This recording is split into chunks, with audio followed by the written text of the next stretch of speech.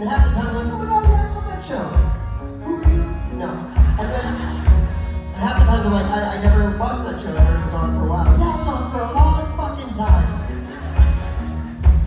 Get with it. 326? Yeah. I'm just watching it for the first time right now on a podcast, Supernatural Running Out. A podcast that I will be doing forever. I host it with my friend Richard Spade Jr., who couldn't be here today because he's directing in Vancouver. A show called Kung Fu. And he's doing a great job, I think. So he couldn't be here, but I'm here, damn it. We're all here, and it's not just me. That Cohen is here. Benedict Buckmaster, Jim Rhodes, Alexander Calvert will be here. Samantha Smith, Tom Benedict. Collins. And you know who's stepping through the doors this very day? Jensen Ackles and Jim Brown. But the people I'm most excited about are on the stage with me right now. Please give it up for the band, Loud and Swing. The four of us have been playing together for about 20 years, and we're so excited every day that we get to step out on stage and play for you all.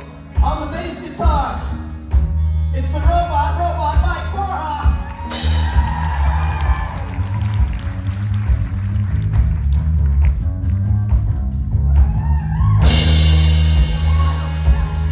It sure is the best. It's The Exorcist, filmed in Georgetown, nearby. But that's Robert Smith from The Cure instead of the priest. It's a merging of. It's my fave. Please give it up for the Robert Smith Loud and Swing. On the drums, Stephen Norton.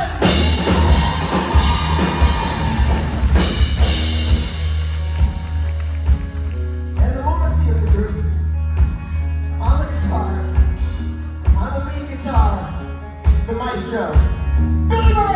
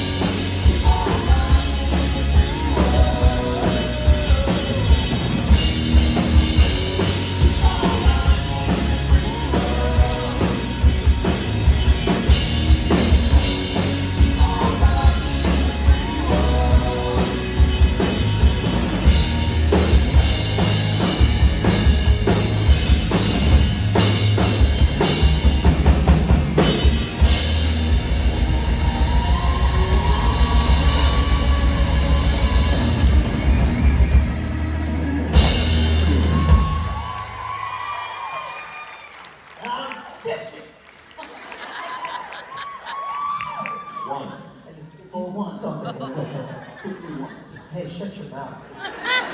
It's more than 25. You get Mike's mic off, and we're 25 years together. Alright guys, we have a hell of a day for you. Let's get it started with our first guest. Oh, you're going to be so excited to see these people.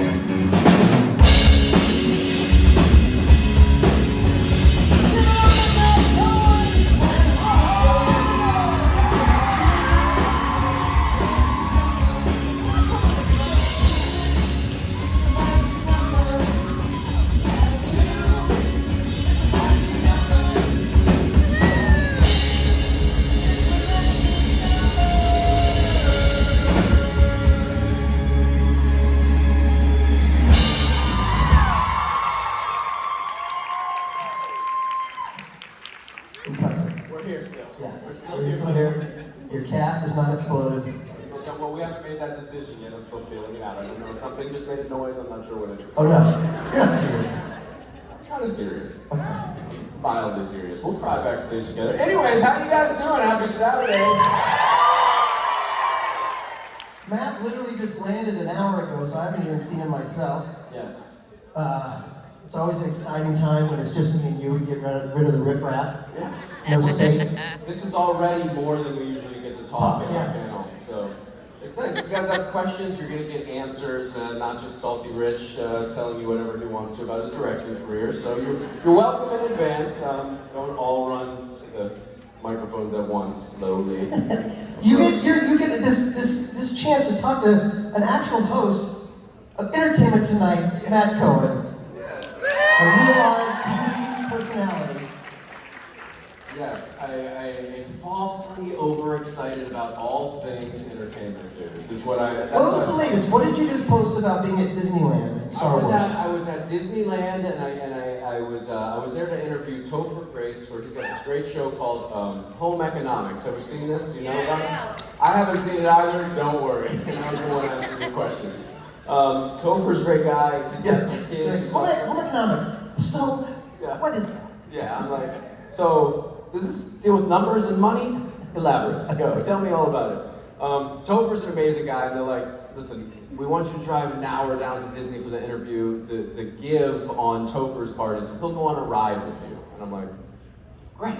Like, it's great. Okay, so I'll go ride with Topher. And I get there, Topher and I do the interview last 5 minutes, and then we go on Big Thunder Mountain together after I just ate 2 churros for dinner and a giant bottle of water, so my stomach is like a sugar tornado of chaos. And they're like, we want you with a GoPro gimbal to film the interview of you and Topher on the ride while you ask him questions on the ride, on a roller coaster. We all know Big Thunder Mountain, it's a roller coaster. Oh my God. And it's like, this is the whole time.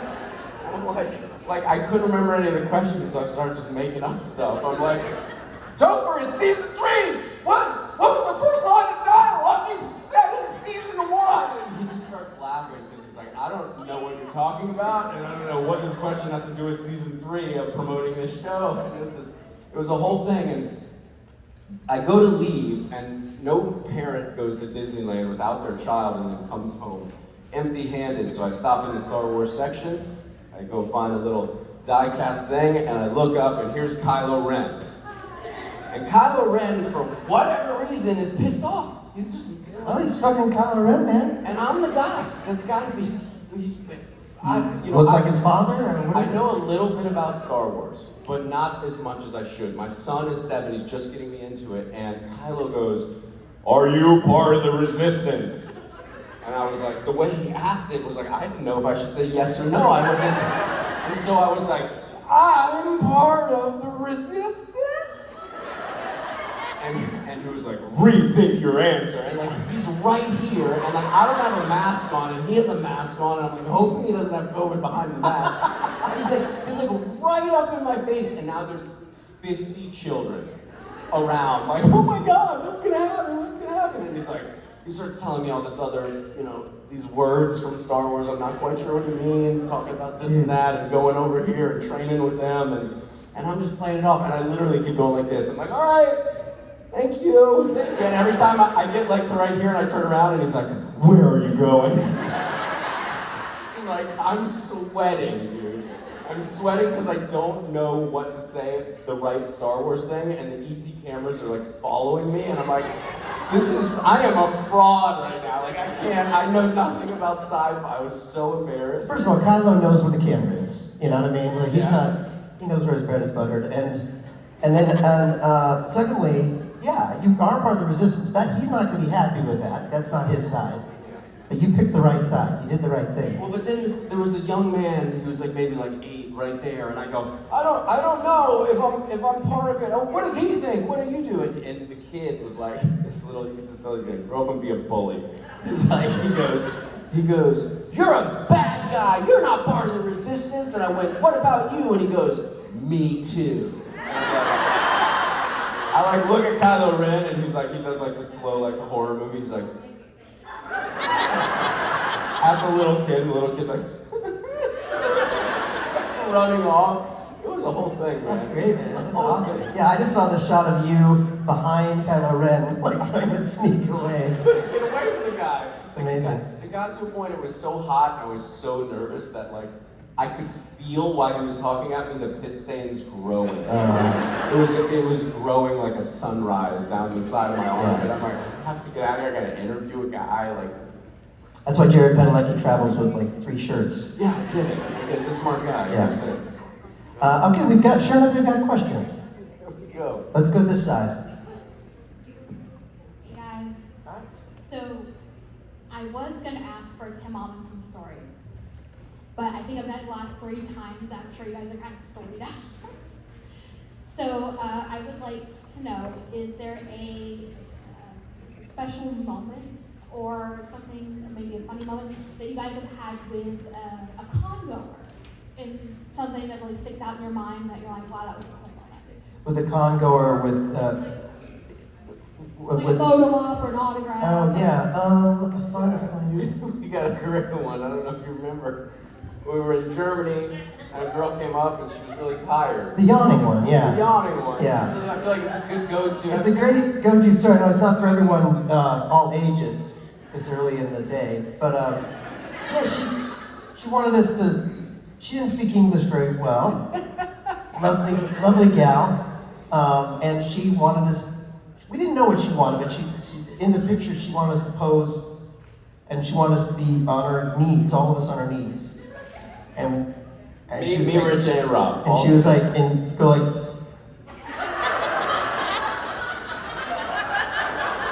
And we were like,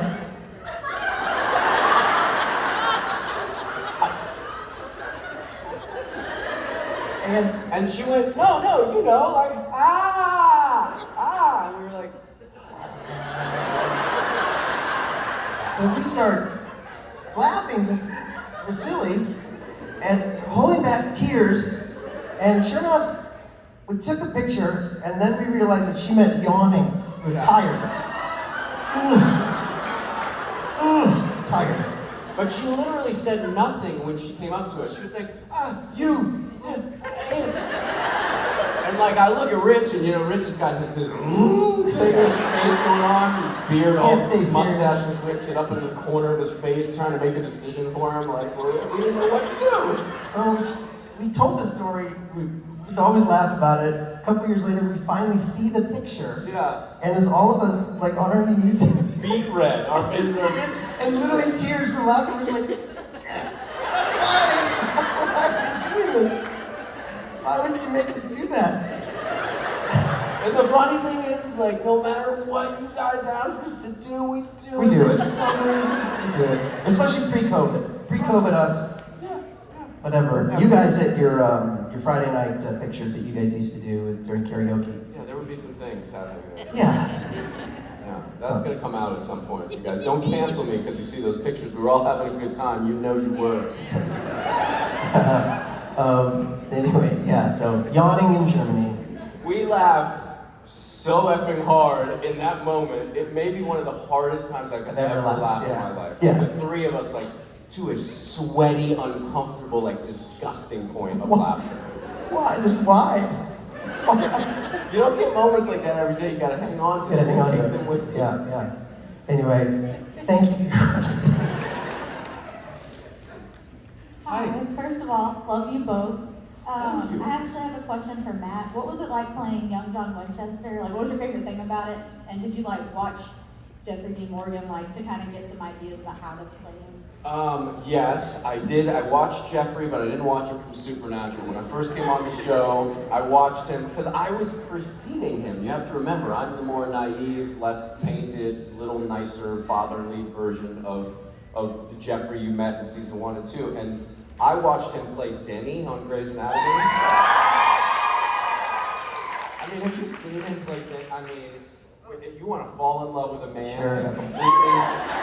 and completely switch sides. Your heterosexualness is gone forever when you see him. Oh yeah. Well, it went out the window a while ago, but yeah. He's amazing. So yeah, I watched him play that, and I tried to just be, you know, a little kind of straight edge military with some of that. And then the best part about playing it is this: I'm here right now. My best friends have come from the supernatural universe. My fulfillment of love and understanding of people has come from these conventions. The show has given me a directing career. It's given me friends. It's helped me understand how to raise a family because I'm surrounded by good fathers. Like Supernatural is responsible for pretty much everything I am, other than, you know, the beating heart in my chest that my mother gave me, you know? What season did you come on? I came, first season was 4, and then I did one in 5, and then I came back in 11, and then directed 15, so just spread out. Spread out, yeah. I just, you know, we're watching it for the first time, as you know, and just excited. I'm excited about season 4. A lot happens in season 4. Where are you guys? Halfway through 2. Halfway through 2. Yeah. You know, before I directed, I told Richard, I'm gonna watch every single episode. I finished season 2, and I was like, I'm good. I'm ready to direct. I can't. There is days and hours and months of Supernatural stuff to watch. Oh yeah, it's a good show though. It's a great show. It's a really good show. I'm really into it. It's good. I'm way into it. It just gets better and better. I'll tell you this: when I watched that show, I remembered, and I was so surprised when you first see a pilot. You know, it's like clunky sometimes. You're trying to get the ideas out and everything. I saw Jensen in the pilot, and he was the same smart-ass MFer he was in season 15. And I thought it was impressive. It is impressive. They bring it. Yeah. Even through season 15, when I was there, you know, these guys are bringing it 100%. Yeah. But yeah, no, he's great, and Dean's. I mean, they're both great. They're both great. But like, Dean is he's so Han Solo to me. Star Wars reference. You may not. You know. But, wait, what Lego movie is that from? And Sam, you just want to cradle him. Yeah. Like a big, huge baby. Yeah. And then you want. Oh, come here. Then you want to put him in that cradle. And then you want to put him in that cradle and then just kick him right down the river. And love you, Sammy. Have fun. Are you cosplaying as Rowena? You look so much like her. I thought it was Ruth for a second. You look beautiful. Yeah, well, I'm good with it. Wouldn't it be funny if she canceled the weekend but she showed up for our panel? She's here. Yeah, totally. Ruth? I was you came in and I was like, Ruth? I'd go home right away. Here. Hi. Hi to the both of you. I'm not a star, I'm a first timer, and I'm actually from Germany, so you guys are really hot now.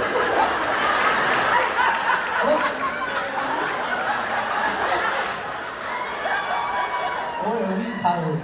I'm sorry, I'm a bit nervous because of today, and I absolutely love the both of you. I absolutely love the podcast, it's awesome. Thank you. And my question is for both of you. So if Carry On Wayward wouldn't have been the title song of the show, which song would you have chosen? What was the question? If Carry On wasn't like the song of the show, Carry On My Wayward Son. What would we choose? Wow. That's a loaded question. It's a lot. It's gotta yeah. No, I feel like no matter what our answer is, it's the wrong answer because Carry On is the answer. I'm just gonna go ahead and put this out there because it sounded funny in my brain for a second. So if John Winchester picked a song for the boys in the show, I think it would be Miley Cyrus, I Came In Like a Wrecking Ball. That's good. If Chuck were to pick it, it would be What If God Were One of Us. Which is the best song ever. However, the song that encompasses the show, I feel like maybe The Boys Are Back in Town. Boys are back in town. Or that song Brother that we've covered a couple of times. Brother. Highway to Hell. Highway to That would Hell. be if it was Lucifer's show. Mark Pellegrino's theme song. But yeah, I would say. There's a lot of songs you can pick to be badass on that show. Boys Are Back in Town. A lot of classic rock would work. Yeah. Barbie girl. Barbie Girl. That's only if it's a Sam solo spin-off.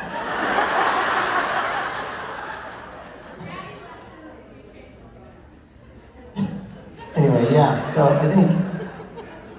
What did you say? Oh, Came In Like a Wrecking Ball. Yeah, it came in like a record. Yeah. So yeah, maybe one of those. Or you could do something fun because the brothers are so good at stopping these problems. You call it like Too Legit to Quit, you know? Too legit to quit. There you go. Too legit to quit is their final answer. Another one bites the dust is a good one. That's really good. That makes me laugh. It really is a fun question. You can pick a lot of songs and they're all fun. Yeah. Well, that's why it's fun with the band. We used to try harder, but like to come up with songs to play for people when they came on stage, like, and some really good ones really stuck, you know. But I mean, the best is Krista came up with this. I think was for Mark Shepard. It was Mr. Crowley, the Ozzy Osbourne song. Mr. Crowley. So good. So yeah, coming up with songs that we really think about, like, okay, it's Chad Lindbergh. He played Ash. What could it be? I can't remember what we chose for that. That was the first person in my head, and I don't think he has a song. But the point is, we gave Tiger Man, we do Eye of the Tiger. But yeah, the point is we tried to do something that had to do with the part that they played. Or Sam Smith, there's a song, Mother. What? Yeah. By Danzig, that's right. Danzig. And what's his name? Like John Danzig. Glenn? Glenn Danzig? Glenn Danzig, yeah. I love that when the Danzig is so rock. And his name is actually Glenn Danzig. Glendale. His brother Bobby. Glendale Danzig. The Danzigs. Yeah. Robert Danzig. Mr. and Mrs. Danzig. It's Dr. Danzig. They do the Danzig yearly bake sale, and it's a really good time. Totally. Those Danzig birthday brownies are delicious.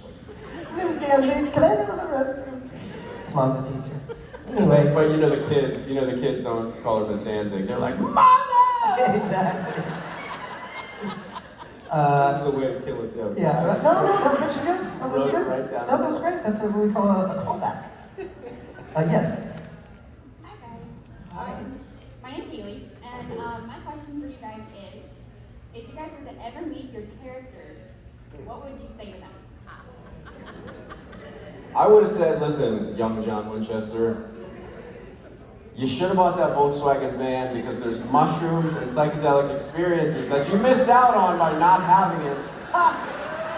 It could have really opened your young eyes to another side of the monsters and demons. Maybe you would have a conversation with them rather than just killing them all and choose peace rather than abandoning your kids and hunting all the monsters of the world. Just an idea, just a thought. Please, dear God, spare me. This is a lowly actor. I'm sorry about how I played you. Especially there at the end. I'd either do that, or I'd be like, dude, you better fucking chill out. Or else, no more you. You know what I mean? This is not gonna end well for you. Most likely it'd be more the other. I really do worry. It's all fun and games until I die and go to heaven. And he's like, no. You know what? No, I watched the show, not a fan. And then down to hell I go. They're like, come on in. Do you ever spend any time sitting thinking, no matter what your beliefs are, but did you ever have this thought of, when I do pass on and I go to the place and there is a dude or a lady or an entity there, are they going to go, that's how you thought I was going to be? That was your character choice? Let me sit you down, let's do a character. Exactly. They're going through TSA and they uh-oh, come with me. So yeah, this is the guy that played some version of you. Let's have a talk with you backstage. George Burns is there. And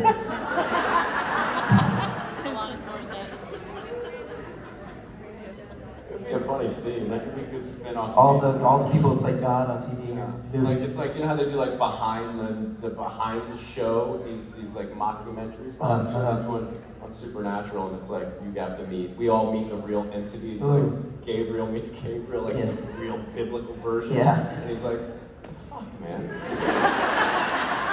Like I get it's entertainment, but you weren't even in the ballpark with that whole thing. And the snappy fingers, Loki. What are you mixed up? Yeah. And God's like, come.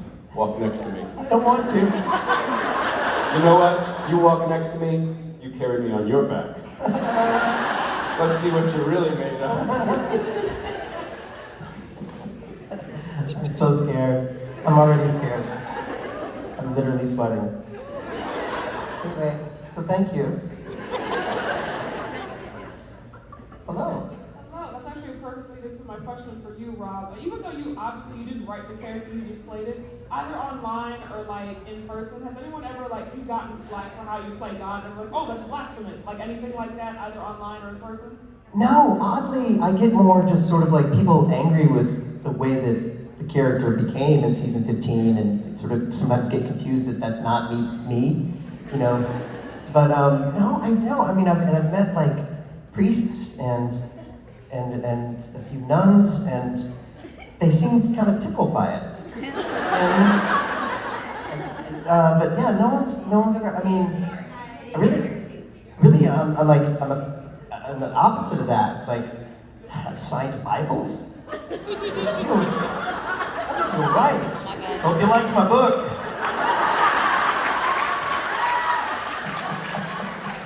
Doesn't feel right. What's the name again? Lisa. You're a rock star. Check out chapter 1. It doesn't feel right. But no, not a lot. I will now. But yeah, no. Fortunately, a lot of people, most people who take that very seriously understand that this is fiction and a TV show. Please. Thank you. You're very lovely. I like your outfit. It would be funny, however, that like when we go to Rome and you go to the Vatican, like just for a second, you tell somebody important, like, I play God, so it's just kind of like my space. Just like walking about. Yeah. Sistine Chapel. I look up at the. You have your headshot and there's like God on the bottom. You're Yeah. Hey. Here I am. Sistine Chapel. I'm like, that's me. Yeah. All those rosaries, those are on the house. Get them out, everybody. I decide what happens here. I'd be so arrested. So be thrown somewhere very scary and we'll be seen for a very long time. That's right. Hi. Hi. I love you both, but this question is for Ron. I love when these questions start like that. So I'm really, really enjoying the podcast. Thank you. I've learned not to listen to it while I'm driving because it makes me laugh so hard before you get the driver. Thank you. My favorite part is listening to the two of you snort laugh at each other. But my question is, will there ever be an opportunity for listeners to submit questions or comments to have addressed on the show? Because I have thoughts. Yeah, that's a good.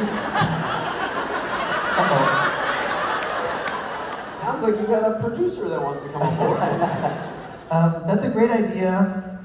Yes, I think that they're putting together now a sort of chance to be a subscriber, like a la Patreon, and then that would be a way to communicate directly with the producer of our show and give him your comments, criticisms, questions, that kind of thing.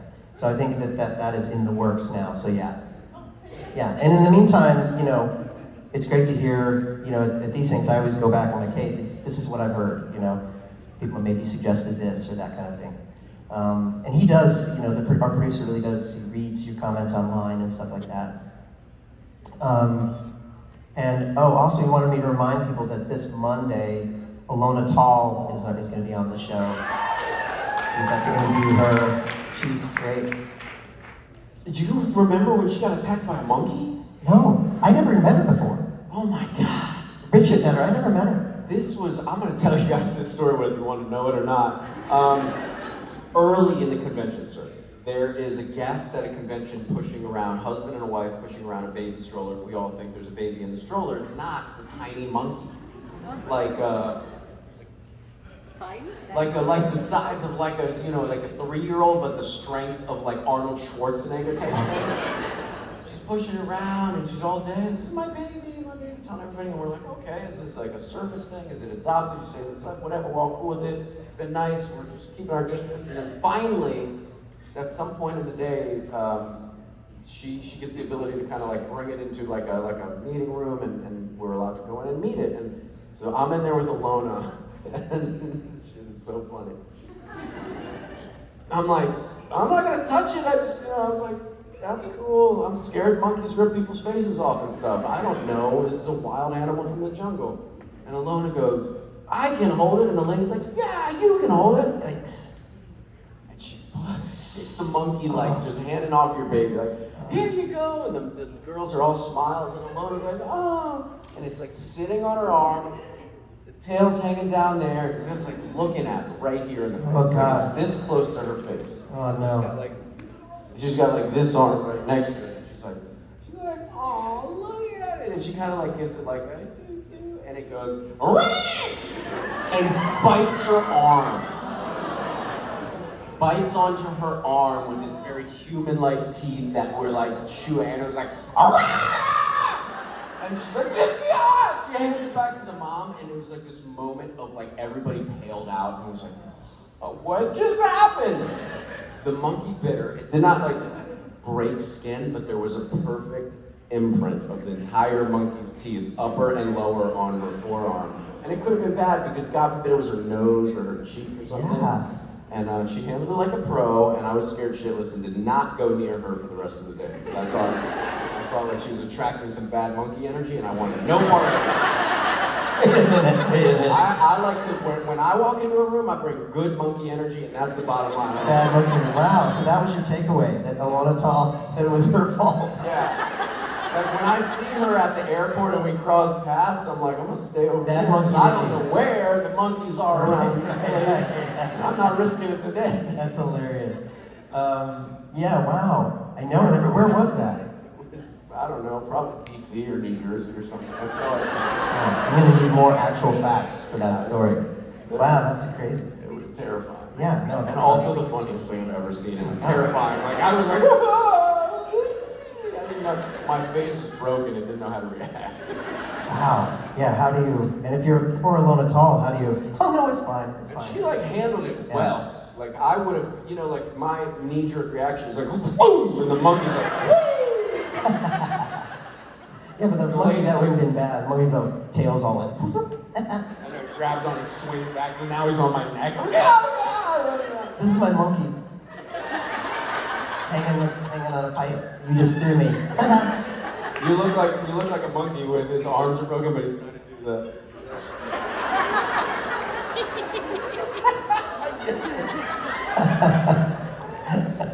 Wow.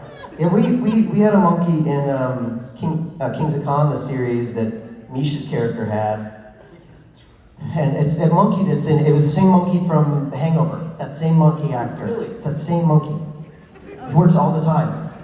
I'm like jealous of this freaking monkey. Good for him. Who manages him? Yeah, well, I met the dude. But yeah, and he, yeah, I mean, honestly, it's a girl, and she's kind of a diva. You know what I mean?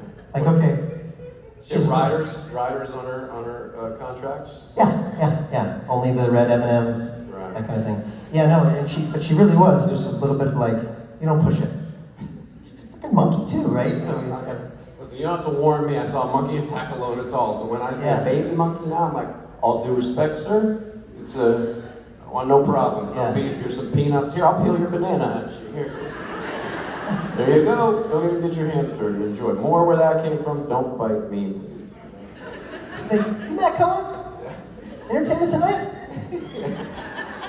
I'm like, yeah, we're very excited to be here with you. Do you want to say a few words to your fans? Yeah, I love you. He's like, yeah, I got a real life mockumentary coming out about this time I bit this supernatural actress. Everybody's gonna love it. You know Lona Tall? I bit her.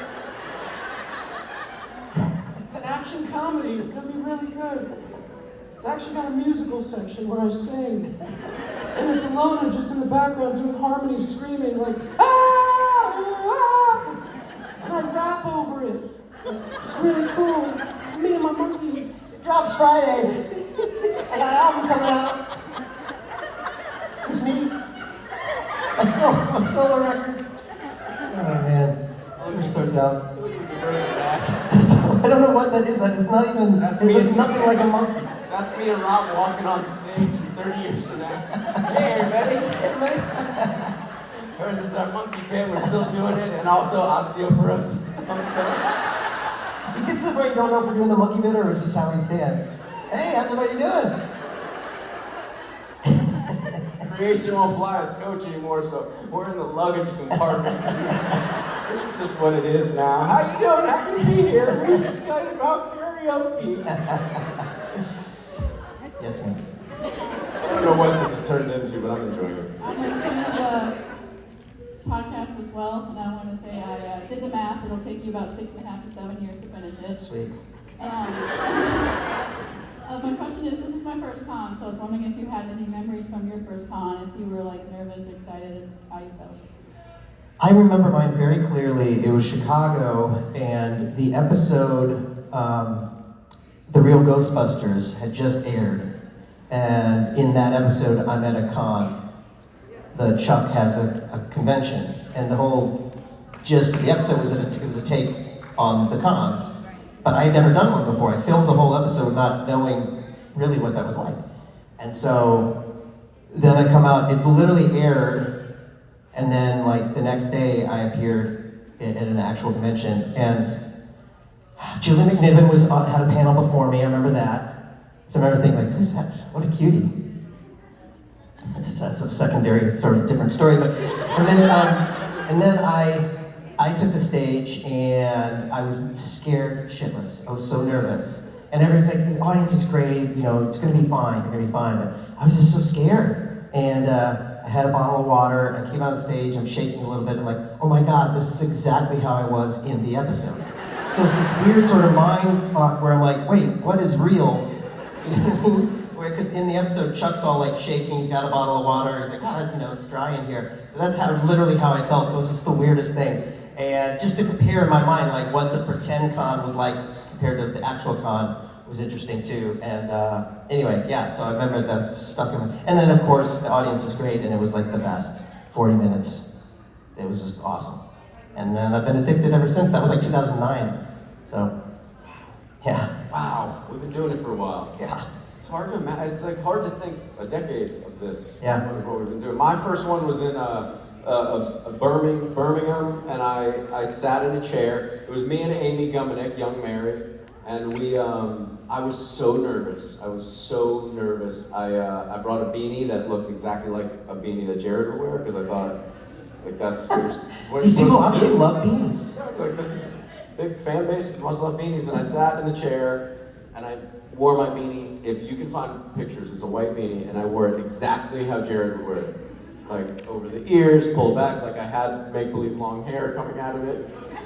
And I was so nervous, and Amy's there, and there's, you know, the British con they do over there is big. It's like there's a couple thousand people in the room, and I'm just beat red, sitting in the chair like this.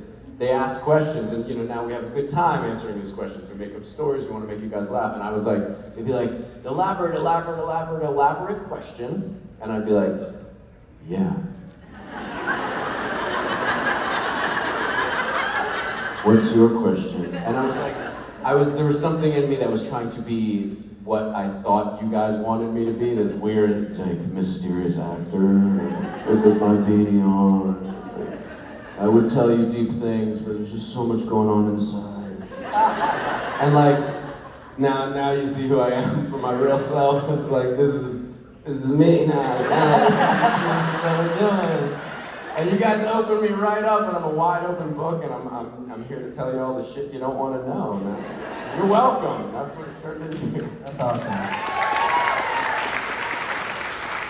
Thanks for your question.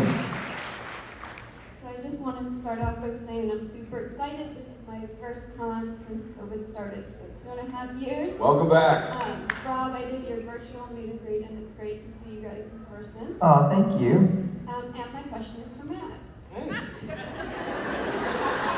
You know, this is what's important about you guys is you care about our emotions so much. They do. You guys are always like, you know what? I love you. This is for you. Yeah, totally. Rob, you're a good person. You try hard. We enjoy that. Keep on going. Yeah, you do. Matt, my question's for you. So Matt, Yes. you've interviewed a lot of famous people. All of them, I feel like. I'm sure you've been asked this before, so I apologize, audience, but do you ever get starstruck, and how do you handle that in the middle of the interview? I wish I got starstruck, but there's so much chaos on your mind in the moment. It's like you can't get starstruck. How it works interviewing people on a red carpet is there's like, you have a producer with you that's on their phone getting breaking news, whatever's on the Instagram feed of the person I'm about to talk to, and as Benedict Cumberbatch is like walking down the carpet and I'm like right where this speaker is, he's like, taking the pictures, and ET is always the first news outlet after the pictures. So we kind of get the celebrities first, and he's like, hi, I'm taking pictures, and as he's like taking steps over here, I'm like this, getting ready to talk to him, and there's a producer right here behind me, and she's like, this is what you're gonna say, you're gonna say this, you're gonna ask this, and you're gonna do this, and he just Instagrammed this, and he was with his daughter, and the thing, and you're like, hey, Benedict, how's it going? And like, all you can think of is the bullshit she just filled your head with, and how to make that into 5 questions and get them all answered in a minute and a half. It is a nightmare. And then you have their publicist, right? You have the talent's publicist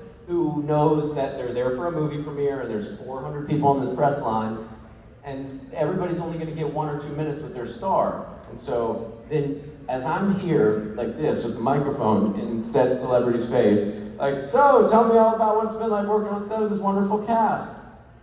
And then I have the publicist pinching my elbow, going like this. And when she gives you 3 to 5 pinches really fast, you know you better hurry the fuck up, or she's just gonna take the celebrity out of the interview. And that's what it is. Or they'll stand behind their celebrity, and sometimes you'll see this in the video, and they'll be like this. Like I'd have a total panic attack. Like, I would never be able to do that. Like hurry it up, and I'm like, you look like you're having a seizure. Stop. And I'm like looking at Benedict, and just over his shoulder, this person, and I'm like you're trying to. It's just like it's chaos. It's absolute chaos. None of it makes sense. I don't know what I'm doing. I don't have enough time to be nervous. I'm just trying to. At the end of the day, my only goal is to leave them with something that I didn't waste their time with, and hopefully they give me something not to waste my time. That's the only way I look at it. So I just want to have some human experience with these people, and I will remind you, if you haven't seen the viral video, Benedict Cumberbatch, the first thing he said to me when he walked up was, "He hot." Yeah, I saw that. That's it's my big claim to fame moment. He goes, "What are you doing asking questions? You should be in the MCU." He hot. It's true. Benedict knows what's up. And I'm gonna ride that for a long time. So when you meet me, it's not gonna be like Emmy-winning Matt Cohen or this Matt Cohen. It's gonna be Benedict Cumberbatch said, "He hot Matt Cohen." I only want you guys to refer to me as that from now on. It's kind of a big deal. If I married Benedict Cumberbatch and he took my name, he'd be Benedict. Here's one. It's funny you say that. So the metaverse, this Doctor Strange metaverse that just came out, I had 3 interviews for it. Rachel McAdams, always lovely, Benedict Cumberbatch, and Benedict Wong. For the same movie, Right. 2 Benedicts. First name, Benedicts. Sometimes you get Benedict as the last name. Well, You know what I'm saying? yeah, dude. There were 2 Benedicts, and they were back to back. That's crazy. I was like, has there ever been another movie in all movie history where there was 2 leading men, Benedicts, in the same scene for almost the whole movie, and they have the same name, Benedict? Wow. Legendary. Huh. I had a cat once and I named him Benny. Benny? And so his name is Benny Benedict. I didn't think it through. would've So when been I sent him great. to school, he got a lot of... No, he didn't send him to You school. should have named him Benedict. Benedict. Well, that's just His middle vulgar. name, Dick. But yeah. Huh. I love that though. I love the video of him going like, wow, we're all talking about it. I told him, he was like, we all talked about it. We're like, you're great looking. You should be on this side of the camera or something I'm like like, that. come on, man. Come on, let me have it. And then I just interviewed David Boreanaz. He does the SEAL Team show. And it's my he's a great guy. And the lovely, who, you guys raise your hand if you know AJ Buckley. Of course. AJ Buckley is on SEAL Team with On the Ghost Facers. He's one of the Ghost Facers. So I'm interviewing those guys, and this hasn't aired yet, but mid-interview, I have on like a really tight t-shirt, and I had just worked out, it was early in the morning, and Boreanaz is like, he's like, man, you should be on this show. Can we just get him a uniform? Look at it, it looks like a Navy SEAL. And again, I was like, I'm gonna live off that comment for all the rest of my career, because you and Benedict Cumberbatch said I should be working, but nobody else is listening, and I don't understand. So yeah, he was another sweet one. That's awesome. Yeah. Thank you for your question. Thank you. Do we even answer? You did. You answered it remarkably well. Hi. So in 2018, I asked Matt a question about if he poured cereal or milk first, and he told the whole story about how he was a child. He would take a scoop of cereal and then drink the milk. I don't know, it was weird. But my question is also... Sounds about right. My question this year is, what's your favorite, like, overall breakfast? Food or cereal? Food. If I could eat anything, I can't eat most of the stuff I really like for breakfast That's right, anymore. yeah. I'm at the point in my life where I need to eat sensibly, eat a sensible breakfast. But it's my favorite meal of the day, and now it sucks. But if I could eat anything in the world, and what I used to eat was I'd go to IHOP or something, or Denny's, the good places. And I'd get short stack pancakes, scrambled eggs, bacon, hash browns, toast. Whoa, wow. I mean, orange juice and a coffee. It's the best. A little bit of sweet. You get the syrup on the pan, and if you're at IHOP, you get the strawberry syrup or the blueberry syrup. You get the whole table full of syrup. You got all the syrups you want at IHOP. It's the International House of Pancakes. Yeah, and they have all the syrups. And then, but also then, you got your protein with the eggs and then the bacon. Now it makes me feel guilty to eat pigs because they're really smart animals. But man, bacon is good. Toast and hash browns. That's so good. But now I eat oatmeal. Oatmeal and a banana with no sugar in it. Yeah, exactly. I'm with you. I came up eating fast food. I had a pretty crappy diet most of my life, but I used to get the big breakfast from Mickey D's, which was exactly what you just said. Yeah. There's like a muffin, a sausage, some bacon, some pancakes, and they give you that hot little syrup packet, and I used to drink it and then eat the breakfast.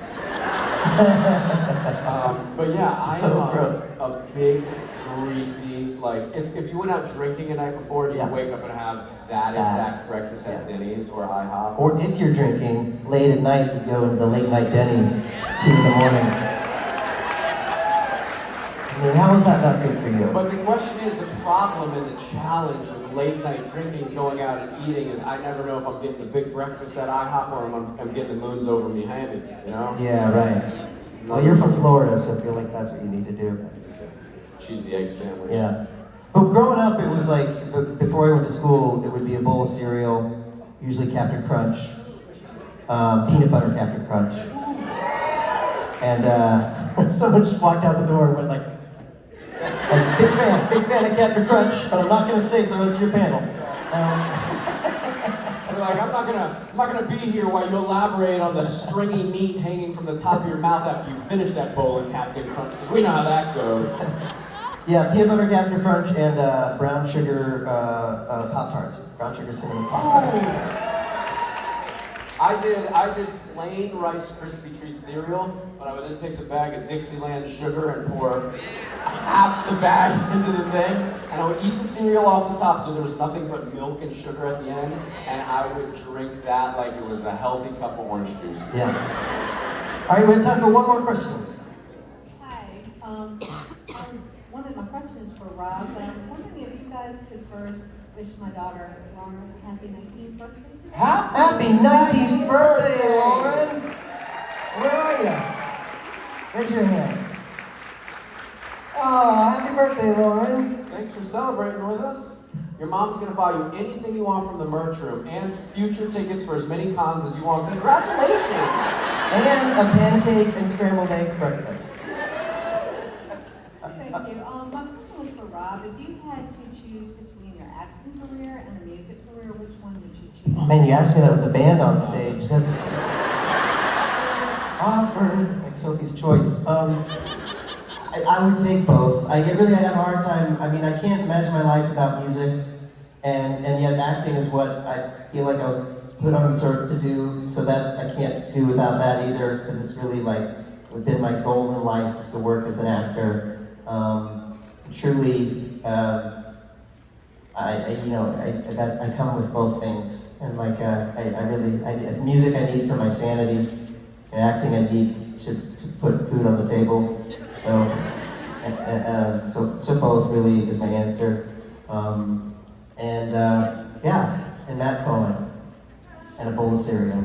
And let me tell you this, we need Rob to do music and acting because we love watching you do both ways. Thank you so much. Ladies and gentlemen, Matt Cohen, Rob